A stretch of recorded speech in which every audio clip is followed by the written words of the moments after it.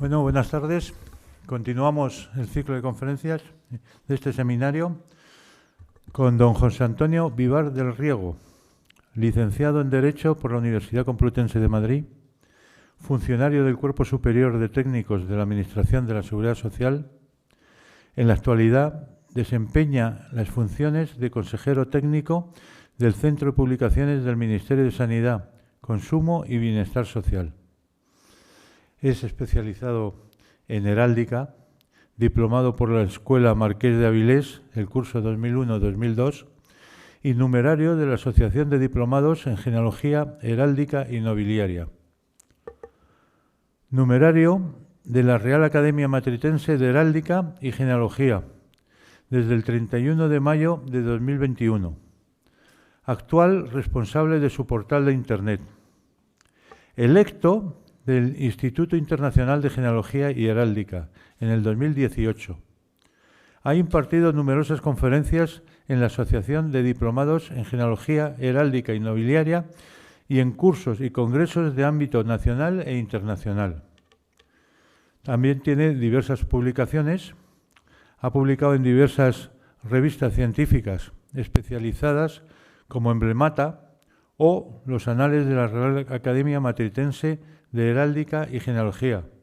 Como ejemplo tenemos artículos como El Rey de Armas, Luis de Rubio y Ganga y sus ejecutorias, Anales de la Real Academia Matritense de Heráldica y Genealogía.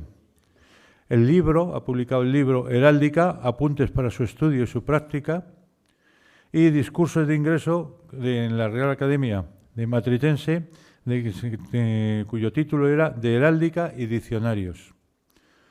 Otras actividades destacadas: profesor de la asignatura de heráldica en los cursos de la Escuela Marqués de Avilés de la Asociación de Diplomados de Genealogía, Heráldica y Nobiliaria. José Antonio, cuando quieras. Bueno, pues muchísimas gracias por tan cordial presentación.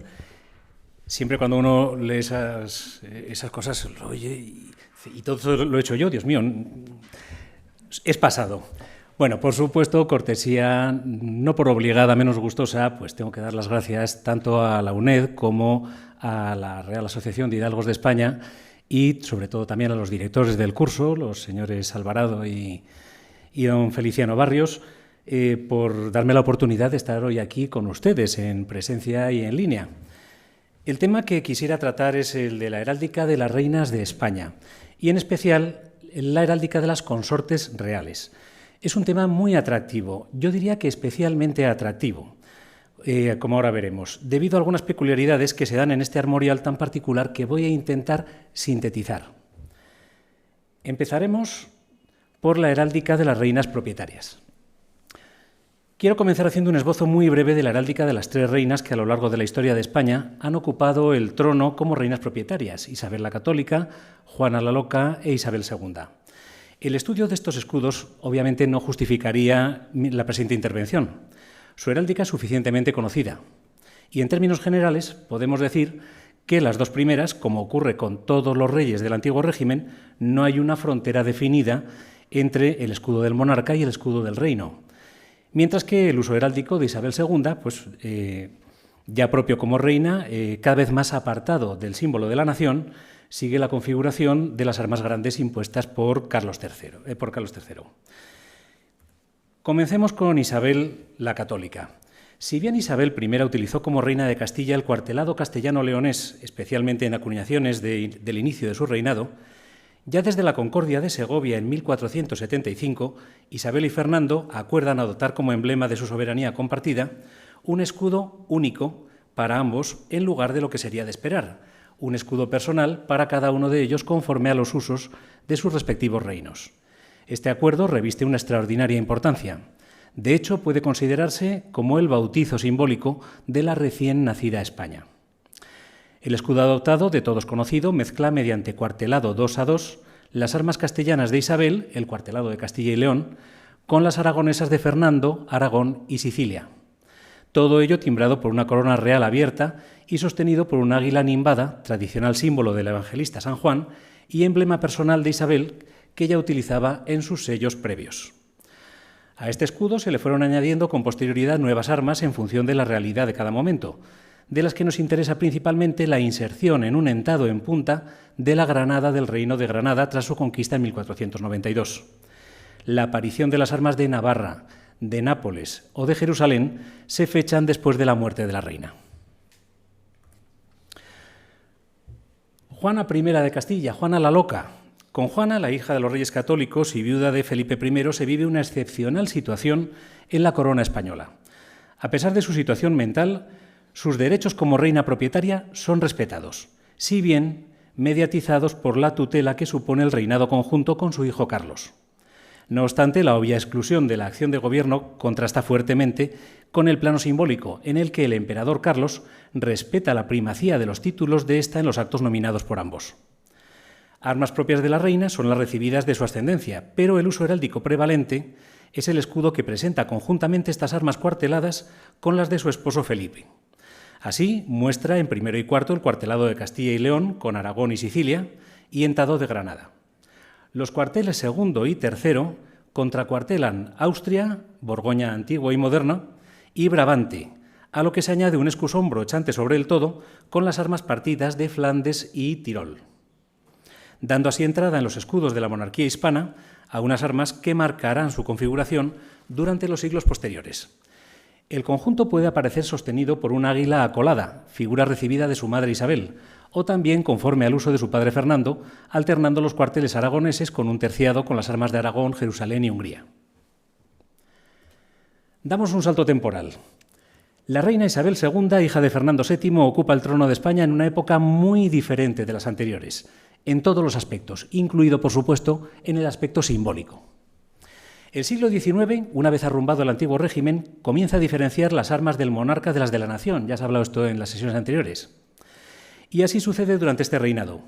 Mientras se va asentando el modelo de escudo nacional conforme al modelo moderno, reducido a los cuarteles básicos, coronado y flanqueado por las columnas de Hércules, la reina sigue utilizando como armas propias el modelo establecido por Carlos III, o bien su versión reducida, habitualmente acompañado de los collares de las órdenes, con predominancia del toisón. Esta composición presenta las tradicionales armas de Aragón, Sicilia, Austria, Borgoña moderna y antigua, Flandes y Tirol, a las que Carlos III, luego lo veremos, llegado de Italia, añadió a los flancos las de Farnesio y Medici por el Ducado de Parma y Toscana. Brochante sobre la partición se ubica el cuartelado de Castilla y León, con entado de Granada y escusón dinástico al centro. La heráldica de las consortes reales. Cuestión diferente es la heráldica de consortes reales, o mejor dicho, de las reinas consortes, o mejor dicho, de los consortes reales, si queremos incluir las armas utilizadas por Francisco de Asís, esposo de Isabel II, al objeto de hacer un estudio completo. El examen de ejemplos de escudos de consortes reales presenta un panorama que puede llegar a ser desolador. Junto a consortes que semejan un verdadero desierto heráldico en el que resulta casi imposible encontrar alguna representación con visos de veracidad, en otras se suceden variantes y más variantes de escudos de los que a veces resulta muy difícil diferenciar entre las que puedan tener motivos que justifiquen, las que respondan desconocimiento, al arte o al capricho incluso del artífice que las creará. Y yo me pregunto, ¿a qué se debe una variabilidad tan acentuada?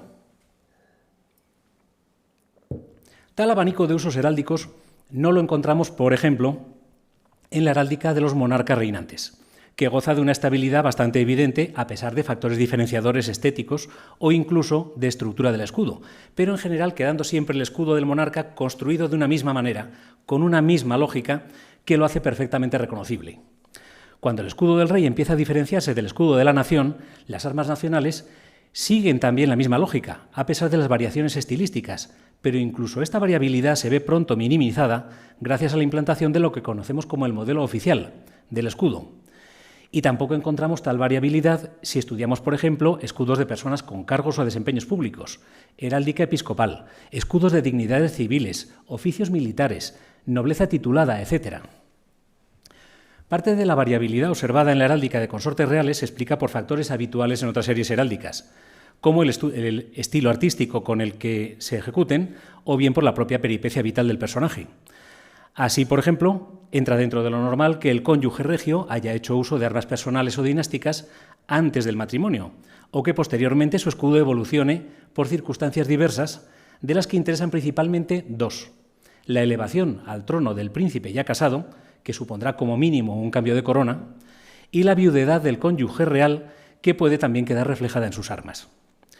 En otros casos, el factor de variabilidad es más particular, referenciado al uso heráldico conjunto del matrimonio regio. El caso más evidente es la alternancia en el uso de armas completas o reducidas, tanto en el escudo del monarca como en el del cónyuge, el cual puede utilizar escudos con las armas sencillas de su linaje, habitualmente las paternas, o bien otros con complejos cuartelados dinásticos. También sería el caso de la diversa articulación entre las armas de los dos cónyuges. En ocasiones se pueden presentar escudos partidos que llevan a la diestra las armas del monarca y a la siniestra las del cónyuge, siendo este el uso preponderante durante los reinados de los Austrias. En otros casos se presentan los escudos acolados del monarca en primer lugar y de su cónyuge en el segundo, bajo una misma corona y compartiendo los elementos exteriores. Este uso es asumido a partir de Mariana de Neuburgo, segunda esposa de Carlos II. Y, por supuesto, también podemos encontrar presentaciones del escudo de uno o del otro cónyuge en solitario o ambos blasones emparejados pero independientes y cada uno con su corona. Sin embargo, los factores de variabilidad más interesantes son los que se refieren a la representación simbólica del papel del consorte real en la institución monárquica, un papel que se puede considerar cuando menos peculiar. El consorte real puede realizar funciones relacionadas con su imperium o su prestigio como tal. Puede tener un papel importante en la política estatal por razón de la casa real o nobiliaria de su ascendencia, o bien colaborar con el monarca en la administración de asuntos de Estado desde la sombra.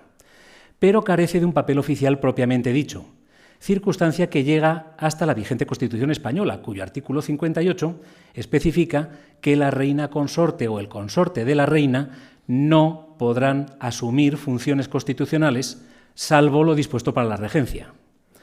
La reina o el rey consorte tendrá habitualmente, por tanto, una fuerte perspectiva pública, pero no oficial. Una perspectiva pública que se extiende en el tiempo, no solo durante el tiempo en el que ocupe el trono como consorte, sino hasta la posteridad, convirtiéndose en un personaje histórico mediante su vinculación matrimonial a la persona del monarca. Así, el consorte real, en el periodo que estudiaremos, no tiene por qué tener un sello o un blasón oficial, en tanto no realiza funciones oficiales, pero sin embargo utiliza unas armas en otros usos secundarios asociados a su persona, como pueden ser, en el ámbito público, los escudos presentes en retratos oficiales o los utilizados en fundaciones, o bien, en el ámbito privado, los presentes en encuadernaciones heráldicas o ex libris. A estos usos heráldicos hay que sumar otros que van desde la utilización de blasones con fines de homenaje, escudos en obras de arte dedicadas a la reina o los presentes en túmulos y catafalcos en su fallecimiento, hasta los usos meramente ornamentales, como pueden ser los que forman parte de la composición de retratos o alegorías publicados en grabados tanto en España como en otros países. Y si la personalidad del cónyuge real trasciende de la mera personalidad pública, para convertirse a lo largo de los siglos en un personaje histórico, ello también se puede observar en las representaciones heráldicas concebidas con posterioridad a su vida, lógicamente más ceñidas al uso efectivo cuanto más cercanas en el tiempo. Un buen ejemplo lo constituyen los escudos que figuran en el Panteón de Infantes del Real Monasterio del Escorial, representaciones en que predomina la reconstrucción historicista sobre el propio testimonio heráldico de la época del personaje. A continuación voy a tratar de extractar las armas que pudieran considerarse más propias de cada una de las reinas consortes, primando la cercanía temporal y la utilización dentro del ámbito de oficialidad o uso personal de cada modelo, dejando para su publicación en un momento posterior el análisis de las diversas variantes que hemos podido estudiar. Comenzamos nuestro recorrido por la emperatriz consorte Isabel de Portugal, esposa del César Carlos como hija del rey portugués Manuel el Afortunado. Luce como armas propias las armas de Portugal. El paradigma para este escudo lo encontraremos en el manuscrito titulado Liber Genealogiae Regum Hispaniae, conservado en la Biblioteca Nacional.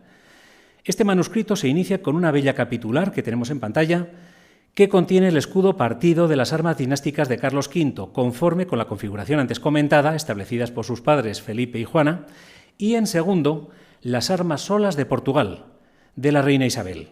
El escudo se ve sostenido por el águila bicéfala acolada, timbrado de corona real abierta y todo el conjunto por la corona imperial, si bien sin la presencia del toisón ni de las columnas de Hércules. El matrimonio de Felipe II y María de Inglaterra es único en el panorama de los consortes reales en España. Felipe casa con la reina de Inglaterra siendo príncipe de España, por lo que al ser elevado al trono tenemos un matrimonio en que ambos cónyuges son reyes propietarios de sus respectivos reinos. En los escudos estudiados de esta reina vemos que Felipe II utiliza las armas dinásticas completas. La reina María utiliza escudo cuartelado 2 a 2, como aquí vemos, con las lises de Francia en primero y cuarto y los leones leopardados de Inglaterra en segundo y tercero. Las armas de ambos cónyuges se presentan en unas ocasiones en escudos separados y en otras compuestas mediante partición, teniendo ejemplares en que las armas de Felipe se sitúan en primera partición y las de María en segunda, y otros en los que se colocan a la inversa. Ejemplo de presentación de los escudos separados y emparejados lo encontramos en el anverso de un sello de Felipe fechado en 1555, siendo por tanto aún príncipe de España, por lo que su escudo aparece timbrado de corona abierta. En este sello el escudo de la reina se presenta rodeado de la Orden de la Jarretera.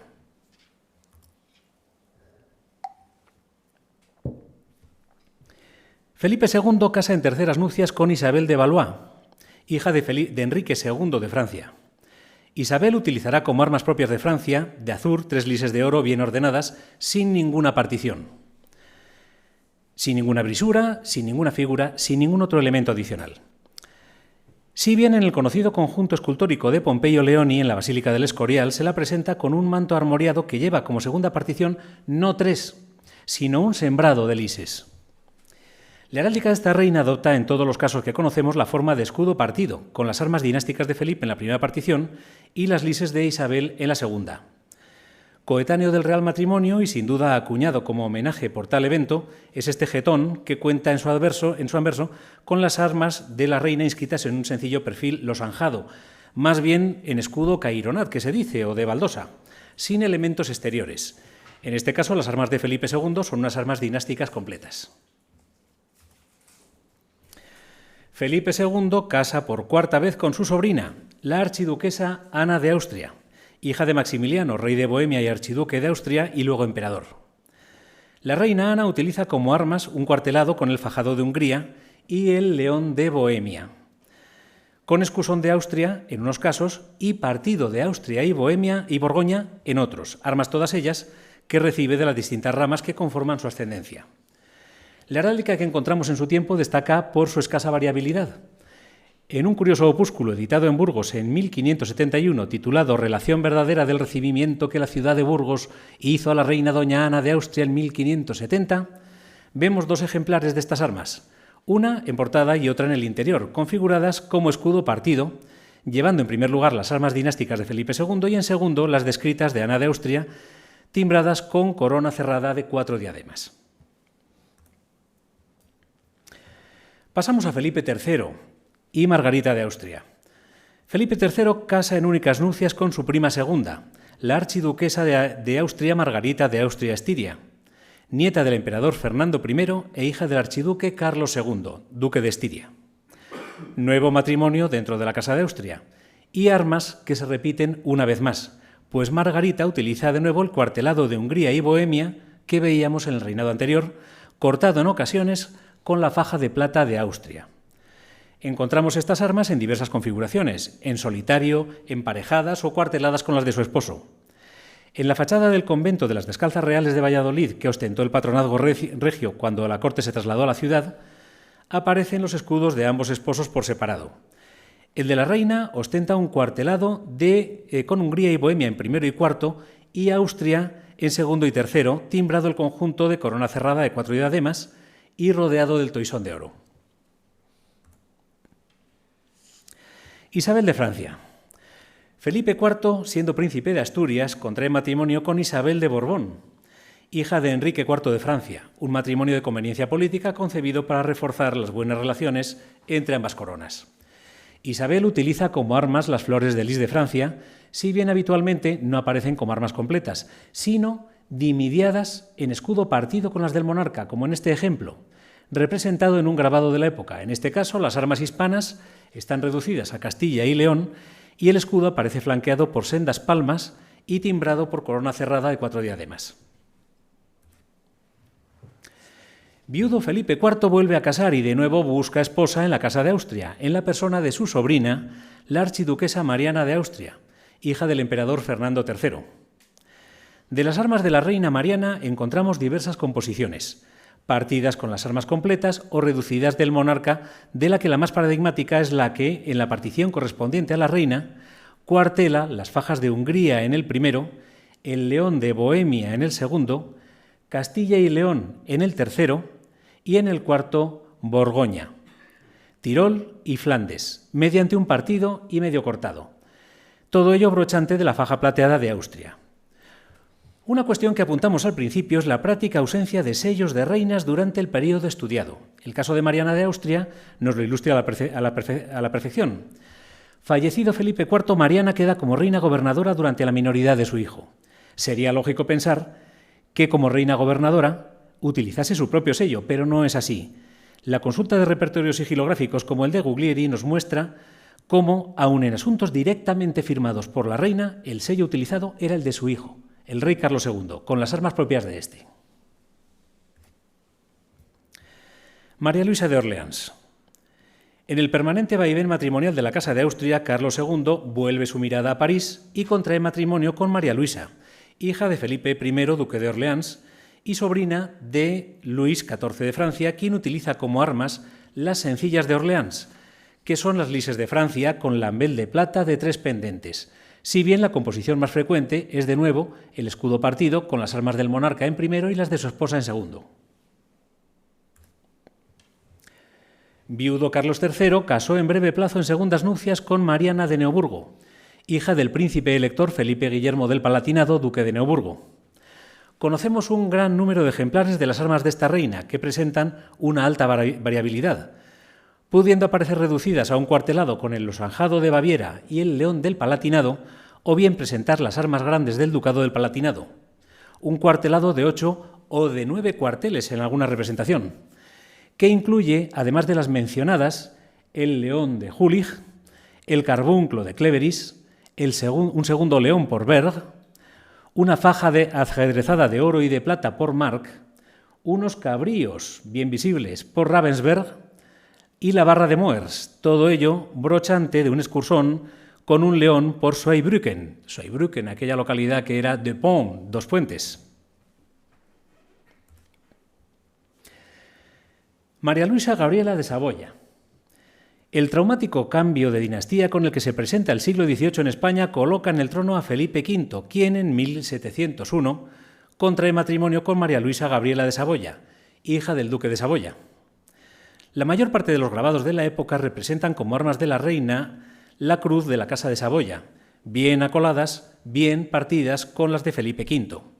Sin embargo, algunos representan, por el contrario, las armas completas de la Casa de Saboya, solas o acoladas con las del rey. Se trata de un complejo cuartelado que amalgama armas de muy diversa procedencia en un cuartelado que presenta, en el primero, las de Jerusalén, Lusignan, Armenia y Luxemburgo.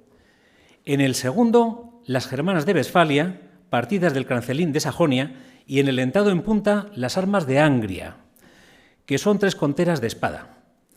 En el tercero, abajo, partidas las armas ducales de Chiablese y de Aosta. Y en el cuarto, de nuevo partidas Génova y Monferrato, y todo el conjunto brochante de un escusón con la cruz de los Saboya. Isabel Farnesio. Felipe V casa en segundas nupcias con Isabel Farnesio, hija del príncipe heredero de Parma, Eduardo II Farnesio. El uso heráldico habitual de casi todos los soportes que conocemos es el de las armas sencillas de Farnesio, 6 flores de lis de azur en campo de oro, puestas 3, 2 y 1, y habitualmente emparejadas con las armas completas del monarca en escudos acolados. El uso heráldico de Isabel Farnesio presenta interés en cuanto a la evolución de los elementos exteriores. Los escudos presentes en encuadernaciones de su biblioteca son elementos más personales, por lo que debemos suponerlos más cercanos al simbolismo que quería expresar la propia reina que, por ejemplo, los diseñados en grabados españoles o incluso extranjeros. Estos superlibros armoriados presentan una clara evolución. En varias de las encuadernaciones realizadas siendo reina consorte, los escudos acolados de ambos monarcas aparecen rodeados de los collares del Toisón y de la Orden del Espíritu Santo. Años después, llegado a España Carlos III como nuevo monarca, la reina viuda hace encuadernar sus libros con un nuevo hierro en el que desaparecen los collares de las órdenes y el conjunto aparece rodeado de los cordones, lo ven aquí perfectamente en esta foto, que según los teóricos de la época señalaban su condición como reina viuda, la condición de la mujer viuda. Luisa Isabel de Orleans. El breve reinado de Luis I trae como fugaz reina consorte a Luisa Isabel de Orleans, quien fuera hija de Felipe, duque de Orleans. Utiliza la reina como escudo las armas de Orleans, de azur 3 flores de lis de oro bien ordenadas y al jefe lambel de plata de 3 pendentes, armas que aparecen emparejadas con las del monarca. Cuando la reina queda viuda conserva las armas del rey, pero al igual que veíamos en Isabel de Farnesio, la rodea de cordones, denotando su nueva condición conforme a los usos de los tratadistas de la época. Bárbara de Portugal o de Braganza. Hija de Juan V de Portugal, la infanta Bárbara de Portugal casó con el entonces príncipe de Asturias, Fernando, que luego sería elevado al trono como Fernando VI. La mayor parte de las representaciones heráldicas de la reina presentan las armas de Portugal solas o acoladas con las armas dinásticas españolas usadas por el monarca. Como en los casos anteriores, se puede apreciar en estas armas la evolución de sus elementos anteriores. Estoy excepcionalmente señalando algunos escudos que presentan evolución porque me parece una de las variaciones más interesantes que hay en estos escudos. La Real Biblioteca conserva encuadernaciones armoriadas como princesa de Asturias, timbradas con la corona abierta, las ven ustedes en primer lugar, y como reina de España, el segundo ejemplo, con corona cerrada, en ambos casos con escudos acolados, rodeados de artísticos hierros al gusto de la época. María Amalia de Sajonia. Quien luego sería Carlos III de España, casa en Nápoles con una jovencísima María Amalia de Sajonia, hija del elector de Sajonia y rey de Polonia, Federico Augusto II, y nieta del emperador José I por sangre de su madre. El matrimonio de la real pareja ocupó durante largos años el trono de Nápoles. Por el contrario, fue muy breve el tiempo que ya ostentó la condición de reina de España debido a su pronta muerte. La representación más convencional de las armas de la reina presenta un cuartelado con el águila de Polonia y el caballero armado de Lituania, y brochante sobre el todo un escusón con las armas del elector de Sajonia correspondientes al linaje de Betín, un escudo fajado de oro y de sable con un crancelín puesto en banda.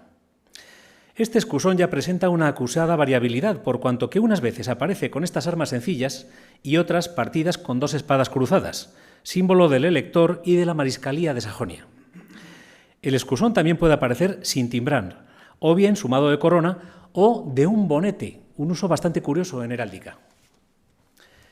La mayor parte de los escudos de la reina María Amalia se presentan en composición acolada con los de su esposo, Carlos III, y ello nos obliga a comentar, ya lo hemos apuntado antes, el cambio que este monarca introduce en la composición de las armas dinásticas de la monarquía y que afectará, obviamente, a la heráldica de las reinas posteriores. El escudo utilizado por Carlos como rey de Nápoles era una composición extremadamente compleja, y así aparecen las representaciones de las armas de ambos cónyuges durante el periodo napolitano, timbradas con la corona de aquel reino. Al llegar los monarcas a España, es lógico que se compusiesen las nuevas armas, sustituyendo las napolitanas del rey por las tradicionales hispanas.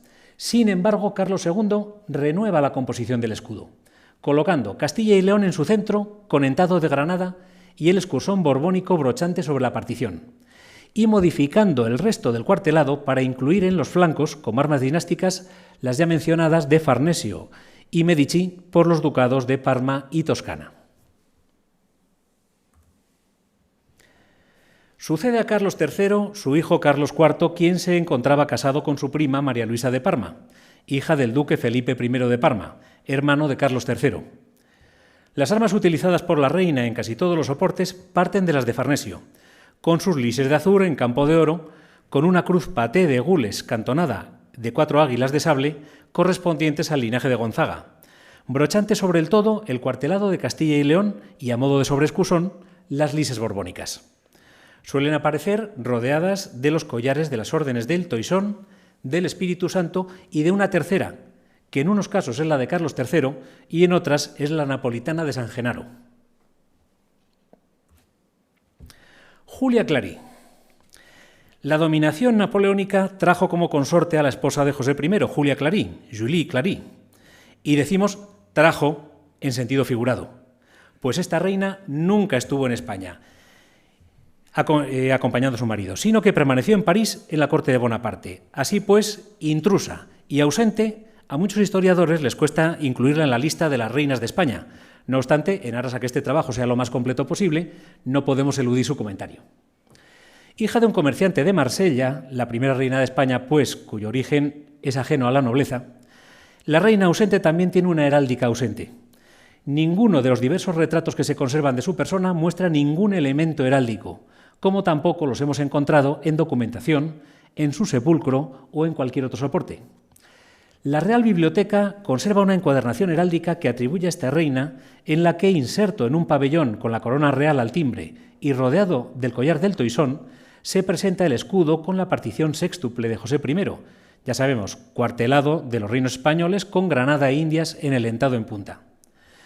Que en este caso el entado pues es un entado gigantesco, macrométrico, con la diferencia de que el escusón brochante al centro del cuartelado representa la figura de una flor en lugar del águila de las armas del rey. Como vemos, se trata de unas armas más integradas en el sistema heráldico napoleónico. La flor que aparece en el escusón no se corresponde con la heráldica de la familia Clary, que tiene un águila y un sol o no sé qué gaitas, pero podría tratarse de un emblema personal. De hecho, algunos de los retratos de esta reina aparece con vestidos siempre adornados con flores, motivo que parece que resultaba de su especial predilección. Lanzo la idea. Isabel de Portugal. Restaurada la dinastía borbónica en la persona de Fernando VI, este contrae segundas nupcias, siendo ya monarca, con su prima, la infanta María Isabel Francisca de Braganza, hija de Juan VI de Portugal, matrimonio que resultó muy breve por el prematuro fallecimiento de la reina. La figura de esta reina aparece en vida asociada en diversos soportes a las armas sencillas de España, cuarteladas de Castilla y León con escusón dinástico de Borbón-Anjou, timbradas de corona real y rodeadas del collar del Toisón. Sin embargo, en uno de los retratos más importantes de la reina, el que tenemos en pantalla, es el que representa a la reina como fundadora del Museo del Prado, debido al pincel de Bernardo López Piquer, el decorado representa las armas reales en la tradicional composición acolada, con el toisón y timbradas de corona real. El primer escudo presenta las armas del monarca, en la disposición heredada de Carlos III, ningún misterio.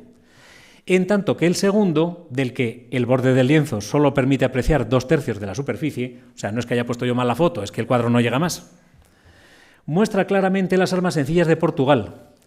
No obstante, hay que tener en cuenta que este cuadro se pinta en 1829, o sea, 10 años después de fallecer la reina. Fernando VII casa en sus siguientes nupcias con María Josefa Amalia de Sajonia, hija del príncipe Maximiliano de Sajonia, que probablemente, debido a su carácter retraído y más dedicado a obras de caridad que a asumir un papel institucional, pues su huella heráldica en vida es casi nula. De hecho, los testimonios heráldicos que hemos podido encontrar de esta reina son todos ellos posteriores a su fallecimiento. Las armas que porta son las sencillas de Sajonia, que, como hemos comentado, son las correspondientes al linaje de Wettin, electores de Sajonia, que llevan un escudo fajado de oro y de sable con un crancelín puesto en banda. Así las vemos en el diseño de uno de los monumentos funerarios que tenemos en pantalla, levantados tras su fallecimiento, el erigido en la iglesia de Santa María del Mar en Barcelona. Este escudo realmente ni siquiera tiene una preponderancia en el conjunto del túmulo, es muy pequeñito en relación con la totalidad del volumen de este monumento. Fernando VII contrae sus últimas nupcias con su sobrina carnal María Cristina de Borbón dos Sicilias, hija del rey Francisco I de las dos Sicilias. El uso heráldico de esta reina, tanto durante su etapa como reina consorte como tras el fallecimiento del monarca, se centra en el uso de las armas dinásticas de España completas o bien del escudo reducido a Castilla y León. De hecho, el uso más personal, las encuadernaciones y exlibris de la reina, se elude la utilización del escudo de armas, aplicando otros motivos y dando acogida tan solo como una especie de concesión a la corona real y a una flor de lis en el exlibris. Y llegamos al único que no es reina, Francisco de Asís Borbón. Por cierto, que mañana se cumple el segundo centenario de su nacimiento. Tras siglos de reinas consortes, llegamos al único rey consorte que registra la historia de España en el periodo que estudiamos, el infante Francisco de Asís Borbón, esposo de la reina Isabel II. Su heráldica resulta, en contraste con otros de los casos que hemos visto, bastante aburrida y convencional, pues al igual que acabamos de ver con María Cristina de Borbón, utiliza meramente las armas dinásticas de España, conforme al modelo de Carlos III, timbradas de corona real y rodeadas de toisón, o bien el escudo reducido, el cuartelado de Castilla y León, como en el caso, aquí tenemos este caso, que es el de la representación como caballero de la Orden Sueca de los Serafines. El siglo XIX vive una nueva crisis dinástica. Tras la fracasada empresa de la Primera República, y gracias a lo que aquí se vivió en su momento como una especie de subasta de la corona, llega a reinar a España Amadeo I de Saboya, quien está casado con una noble italiana, la princesa de la Cisterna, María Vittoria dal Pozzo. No conocemos ningún testimonio heráldico de esta reina durante los breves años que Amadeo ocupa el trono de España. No hemos tenido noticia de documentos, encuadernaciones ni exlibris, ni objetos conmemorativos ni labras fundacionales. Ya en la época de la fotografía se conservan diversas placas de su persona, pero tampoco hemos localizado pinturas o grabados que la retraten como reina, asociándola a unas armas. Su tumba no lleva ningún elemento heráldico y en los grabados que se publicaron sobre los catafalcos que se presentaron a su muerte, que se levantaron a su muerte, tan solo se aprecia la presencia de las armas de Saboya en alguno de ellos. No obstante, siguiendo el criterio del resto de la serie, hemos de entender que con independencia de que no tuviesen un uso efectivo, las armas propias de la reina serían las correspondientes a su familia, dal Pozzo de la Cisterna, un cuartelado con un pozo sostenido por 2 dragones en primero y cuarto y un águila esployada y coronada en segundo y tercero.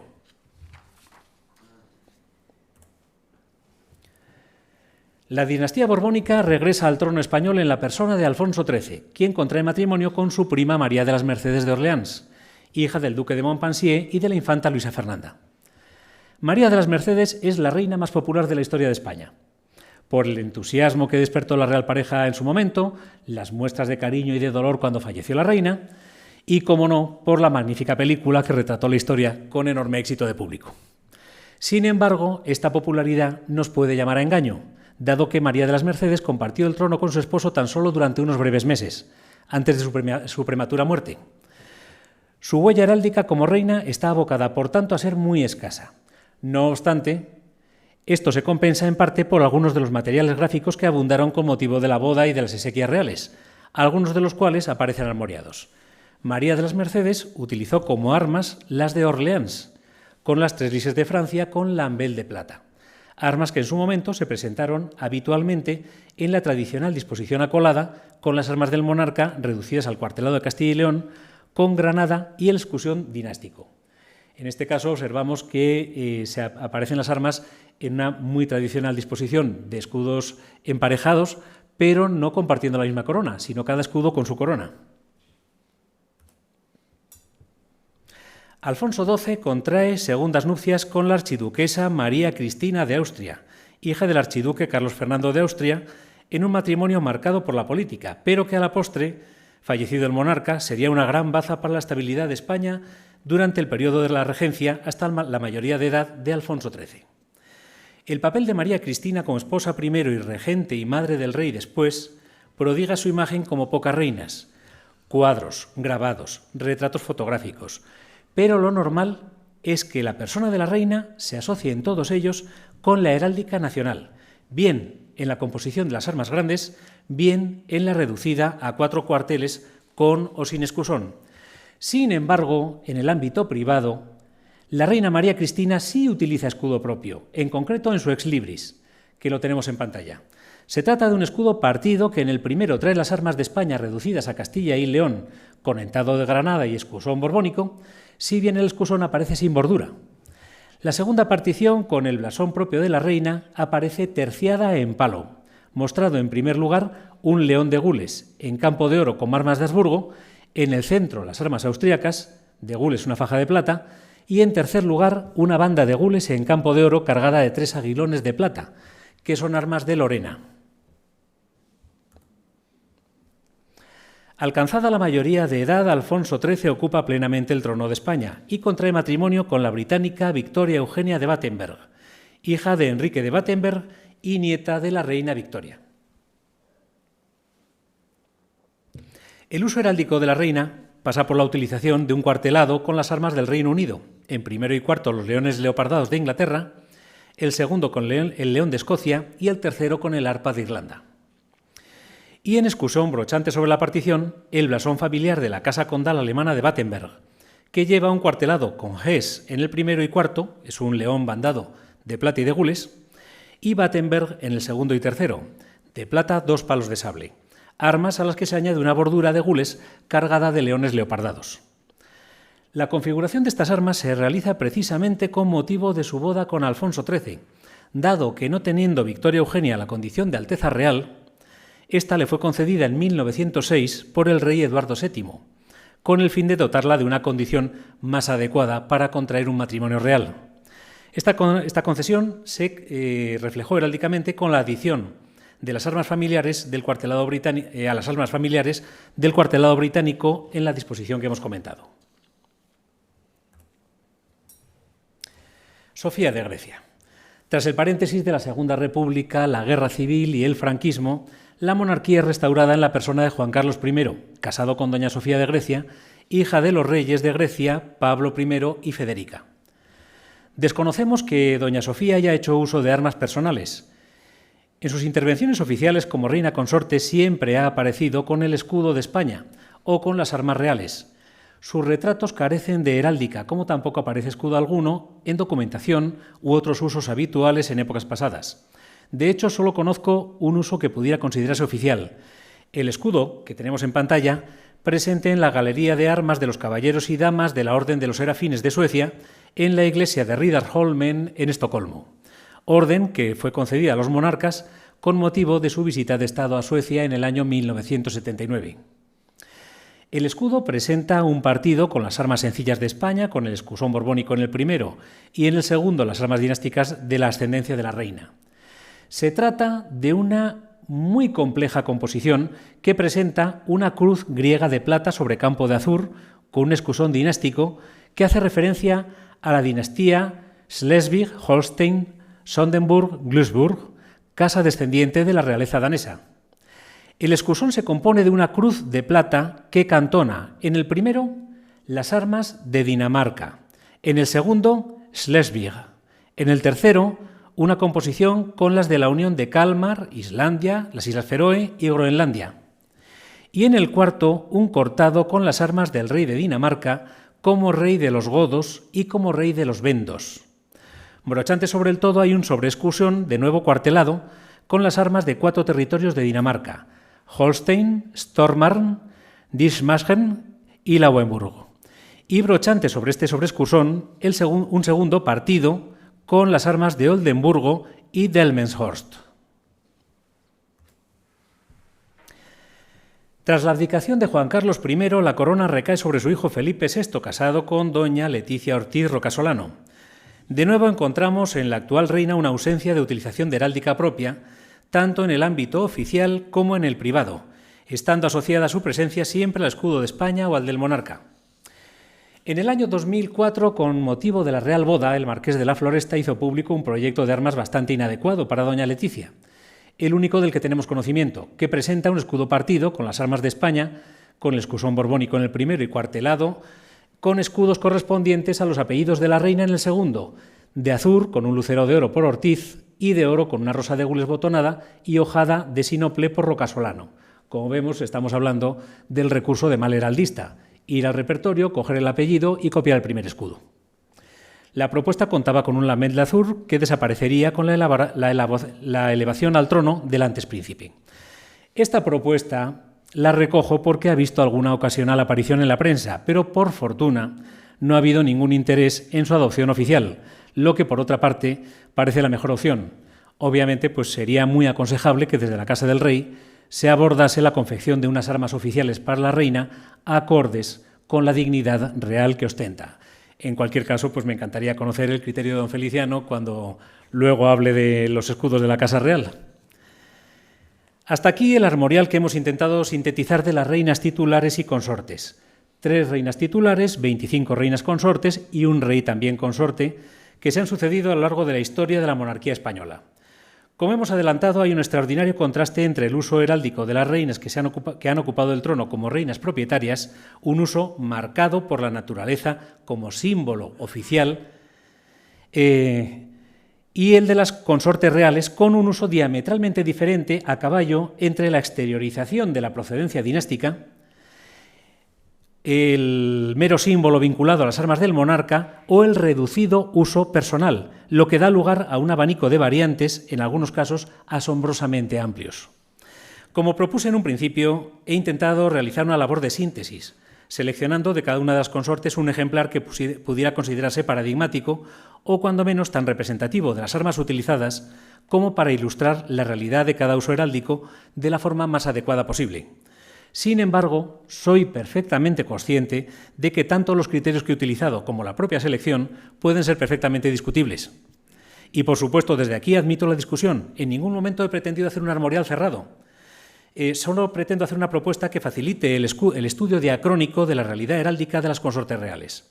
No obstante, entiendo que el estudio de la variabilidad en los diseños heráldicos de las armas de cada una de las reinas consortes, en el que tanto he insistido a lo largo de la charla, tanto dentro de los usos más próximos como en representaciones más alejadas de su ámbito, de su proximidad geográfica o incluso de su tiempo, es un estudio que resulta de un especial interés desde el punto de vista sociológico del conocimiento de la heráldica. Incluso observar el uso artístico de los escudos, la atribución equívoca, la negación de armas personales y hasta el error que también se da en muchas representaciones estudiadas pueden dejarnos traslucir detalles que enriquezcan nuestra visión sobre el uso heráldico de cada una de las épocas. Es un proyecto que espero poder abordar en breve, si Dios me da salud. Muchísimas gracias.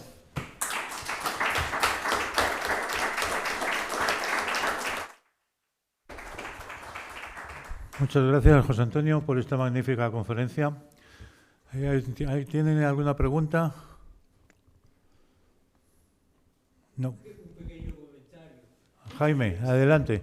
Eso demuestra este paseo que hemos hecho por la heráldica regia española, el poco conocimiento que tenían nuestros heraldistas de los tiempos pasados y el mal estilo heráldico que empieza a renacer un poco en el siglo XVIII, porque antes de que el marqués de Avilés introdujese en España el estudio heráldico a la manera del padre Menetrier, en España no había prácticamente nada, eran libritos con unas...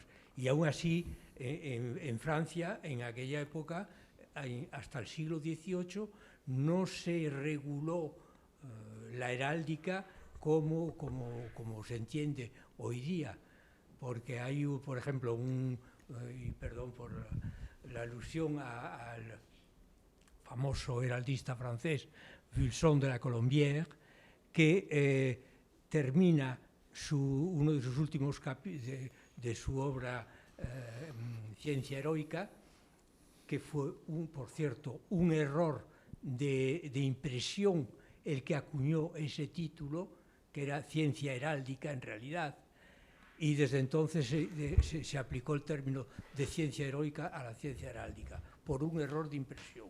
Bueno, pero aparte de eso, el dibujo, por ejemplo, de los ornamentos exteriores del blasón, el Vulson de la Colombière dice tal cargo de palatino, los que utilizan tal cargo deben de tener acoladas al pie del escudo, qué sé yo, unas espadas si es general de los ejércitos, unas áncoras si es un almirante, en fin. y debería traer en sus armas estos elementos.